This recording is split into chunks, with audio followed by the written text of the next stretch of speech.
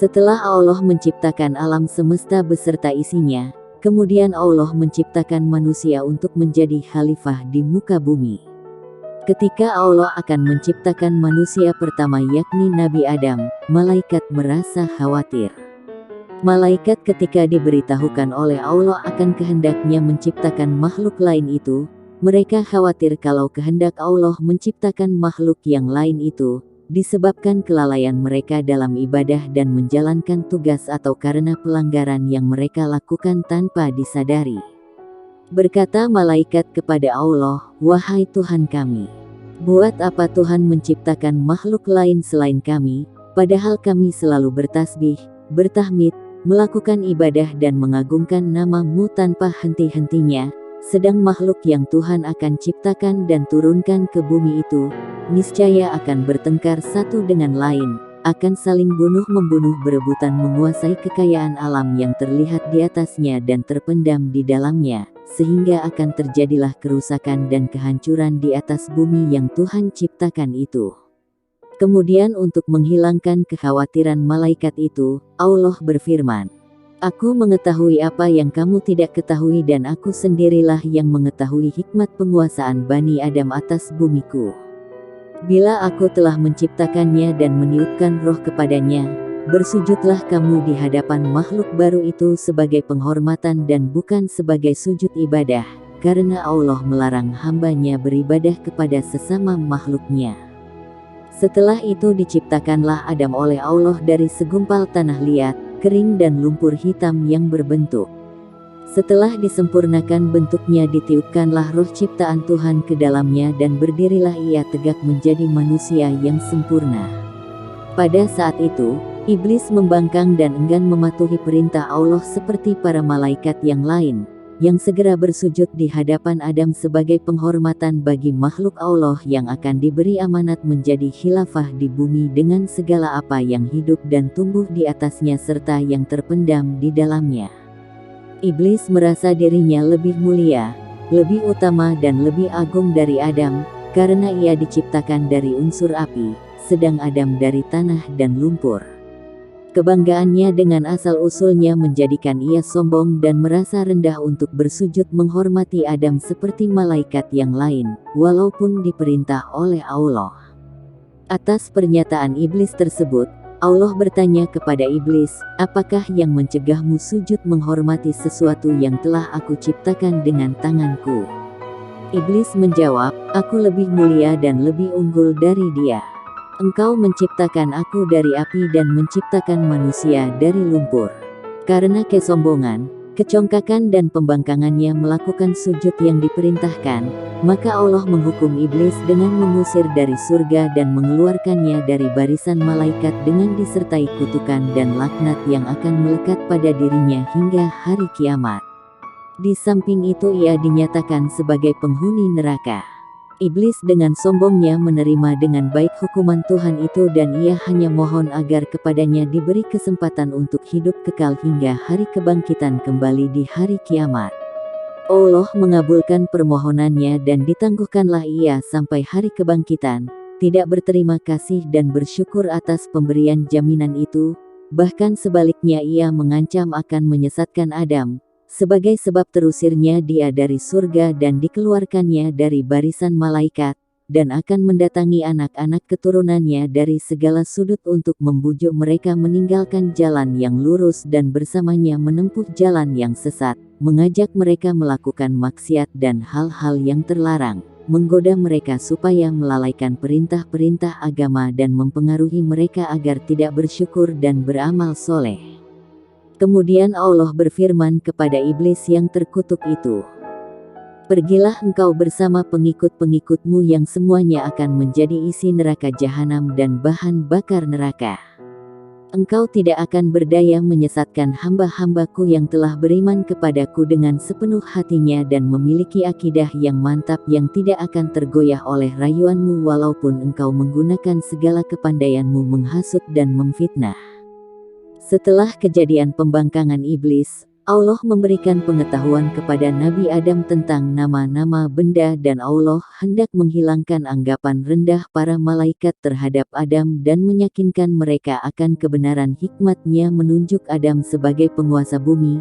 Maka diajarkanlah kepada Adam nama-nama benda yang berada di alam semesta. Kemudian diperagakanlah benda-benda itu di depan para malaikat seraya, cobalah sebutkan bagiku nama benda-benda itu, jika kamu benar merasa lebih mengetahui dan lebih mengerti dari Adam.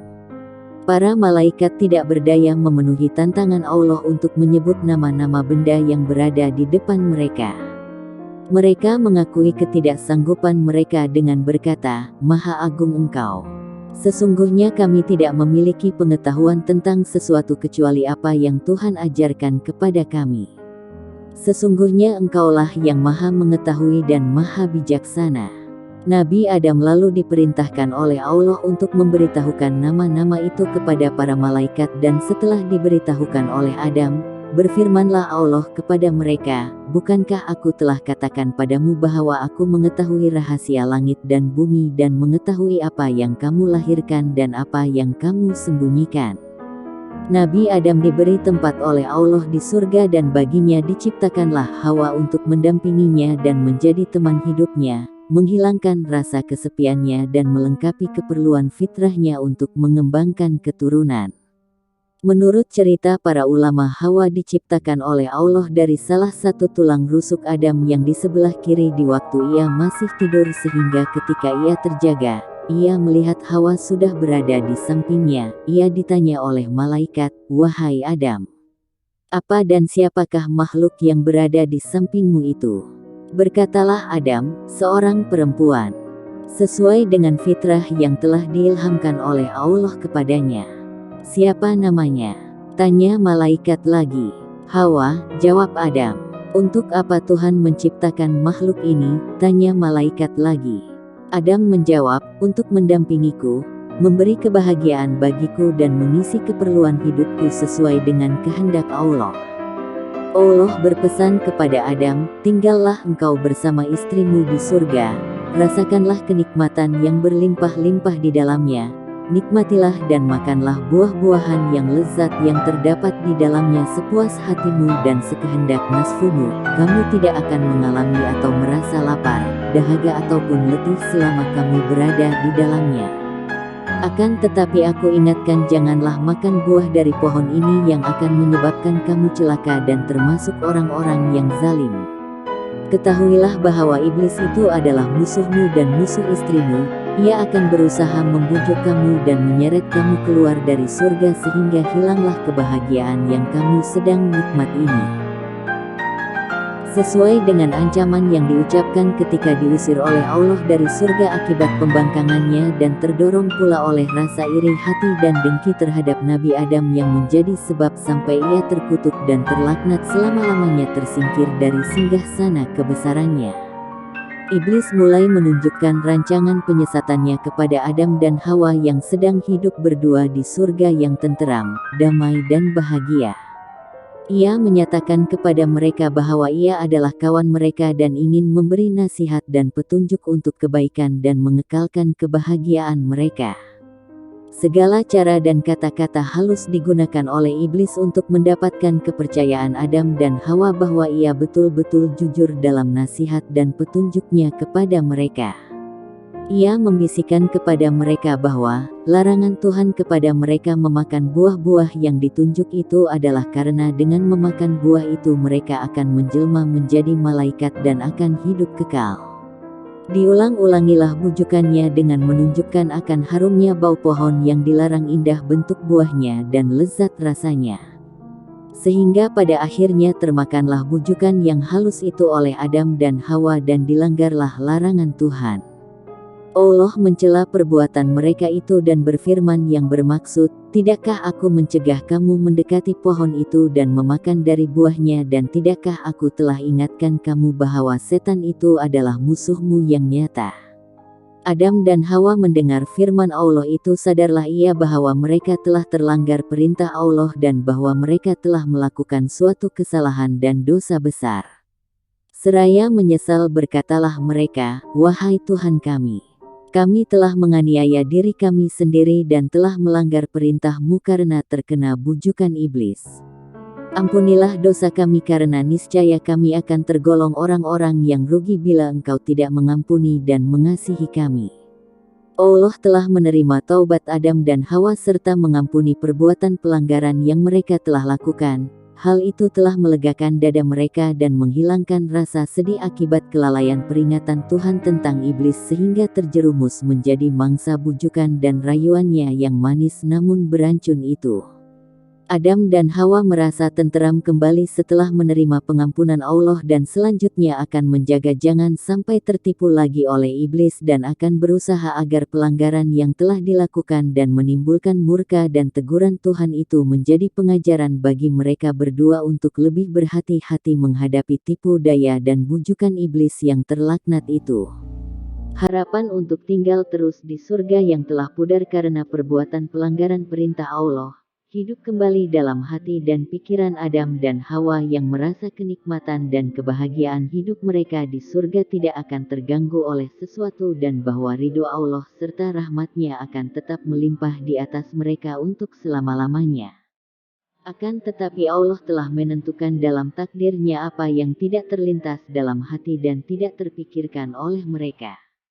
Allah yang telah menentukan dalam takdir-Nya bahwa bumi yang penuh dengan kekayaan untuk dikelolanya, akan dikuasai kepada manusia keturunan Adam memerintahkan Adam dan Hawa turun ke bumi sebagai benih pertama dari hamba-hambanya yang bernama manusia itu. Berfirmanlah Allah kepada mereka, turunlah kamu ke bumi sebagian daripada kamu menjadi musuh bagi sebagian yang lain kamu dapat tinggal tetap dan hidup di sana sampai waktu yang telah ditentukan. Turunlah Adam dan Hawa ke bumi menghadapi cara hidup baru yang jauh berlainan dengan hidup di surga yang pernah dialami dan yang tidak akan berulang kembali. Mereka harus menempuh hidup di dunia yang fana ini dengan suka dan dukanya dan akan menurunkan umat manusia yang beraneka ragam sifat dan tabiatnya berbeda-beda warna kulit dan kecerdasan otaknya. Umat manusia yang akan berkelompok-kelompok menjadi suku-suku dan bangsa-bangsa di mana yang satu menjadi musuh yang lain saling bunuh-membunuh, menganiaya dan menindas sehingga dari waktu ke waktu Allah mengutus nabi-nabinya dan rasul-rasulnya memimpin hamba-hambanya ke jalan yang lurus penuh damai dan kasih sayang di antara sesama manusia, jalan yang menuju kepada ridho-Nya dan kebahagiaan manusia di dunia dan akhirat. Dari kisah Nabi Adam tersebut kita bisa mengambil hikmah dan juga pelajaran, agar senantiasa kita selalu berusaha untuk menjadi lebih baik dalam menjalankan segala perintah dan menjauhi segala larangan Allah. Yang pertama kita harus selalu berusaha untuk menjadi lebih baik, dan senantiasa selalu berusaha mengingat Allah. Hal tersebut dilakukan supaya kita terhindar dari godaan iblis, yang akan menghancurkan kita. Yang kedua, walaupun kita sering sekali berbuat kesalahan, jangan jadikan hal tersebut sebagai alasan untuk menjauhinya, karena pada dasarnya manusia itu tidak akan luput dari kesalahan kecuali Nabi, dan segera bertobatlah kepadanya jika melakukan kesalahan, karena Allah itu Maha Pengampun. Yang ketiga, jagalah diri kita dari sifat sombong dan congkak, karena sifat tersebut hanya akan membawa kerugian dan kebinasaan. Sebagaimana iblis yang turun dari singgasananya dilucutkan kedudukannya sebagai seorang yang taat dan diusir oleh Allah dari surga dengan disertai kutukan dan laknat yang akan melekat kepada dirinya hingga hari kiamat karena kesombongannya dan kebanggaannya dengan asal-usulnya sehingga ia menganggap dan memandang rendah kepada Nabi Adam dan menolak untuk sujud menghormatinya walaupun diperintahkan oleh Allah.